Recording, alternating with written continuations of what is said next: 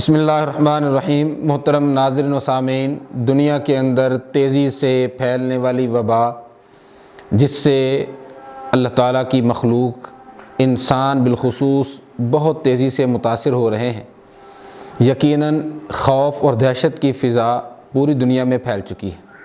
اس حوالے سے چند ایک گزارشات ذہن میں رکھیں۔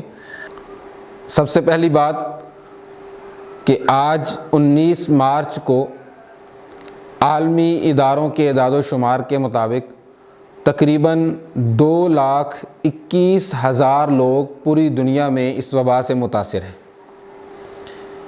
اور تقریباً 9,000 لوگ اب تک اس وبا کی وجہ سے فوت ہو چکے ہیں۔ تو کسی بھی خوف اور دہشت کو اپنے ذہن پر سوار کرنے سے پہلے یہ بات یاد رکھنی چاہیے کہ اس بیماری کے پھیلنے کی رفتار یقیناً بہت تیز ہے، لیکن شرح اموات ابھی تک دنیا میں بہت کم ہے۔ دوسری اہم بات اس حوالے سے یہ یاد رکھیں کہ ہم بطور مسلمان اس بات پر یقین رکھتے ہیں کہ وبا اور بیماری سے محفوظ رہنے کے لیے احتیاطی تدابیر اختیار کرنا یہ ہمارے ایمان کا حصہ ہے، یہ ہمارے دین کا حصہ ہے، یہ ہمارے یقین کا حصہ ہے اور یہ توکل کا حصہ ہے۔ اور احتیاطی تدابیر اختیار کیے بغیر یہ کہنا کہ میرا تو توکل بڑا مضبوط ہے، میرا تو ایمان بہت مضبوط ہے، یہ بات ایمان کے بھی منافی ہے، توکل کے بھی منافی ہے۔ توکل اور یقین کے اصولوں میں سے شریعت نے ایک اصول یہ دیا ہے کہ اللہ رب العالمین پر توکل و یقین اور بھروسہ کرتے ہوئے موجودہ اور میسر اسباب کو ضرور استعمال کیا جائے۔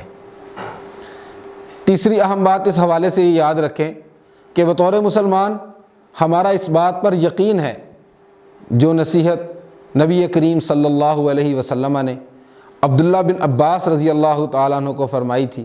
سنن ترمذی کی صحیح روایت ہے، آپ صلی اللہ علیہ وسلم نے فرمایا، عبداللہ وعلم، یقین کر لے، ان الامة لو اجتمعت على ان ينفعوك بشيء لم ينفعوك بشيء الا قد كتبه الله لك۔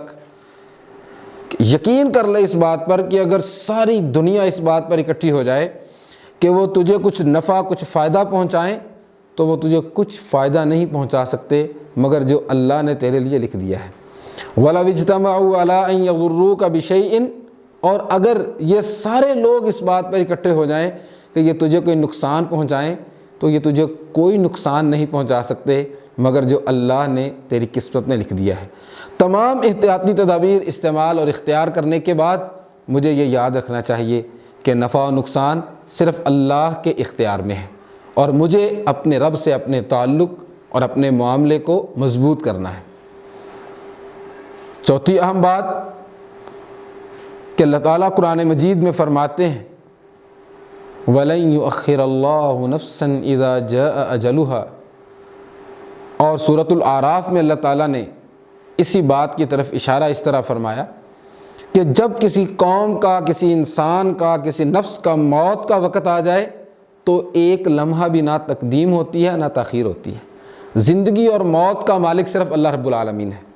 کسی وبا کے پاس، کسی بیماری کے پاس بنفس ہی کسی کی موت کا کوئی اختیار نہیں ہے۔ ہمارا اس بات پر مکمل اور کامل یقین رہنا چاہیے کہ میری زندگی بھی اس کے اختیار میں ہے اور میری موت کے وقت کا اختیار اور تقریر بھی صرف اللہ رب العالمین کے پاس ہے۔ وہ جب چاہے گا تبھی مجھے موت آئے گی اور میرے مقررہ وقت سے پہلے کوئی مجھے مار نہیں سکتا اور میرے مقررہ وقت سے میری موت کو تاخیر بھی ممکن نہیں ہے۔ زندگی اور موت کا اختیار صرف اللہ وحدہ لا شریک کے پاس ہے۔ یہ وبائیں، یہ بیماریاں، یہ امراض انسانوں کے معاشرے میں ضرور موجود ہیں۔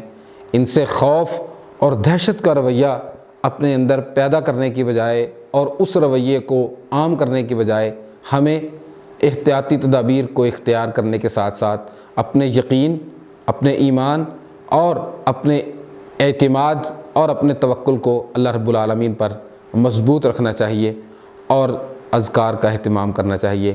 اللہ تعالی ہم سب کو اپنی عافیت اور حفاظت میں رکھے۔ والسلام علیکم ورحمۃ اللہ وبرکاتہ۔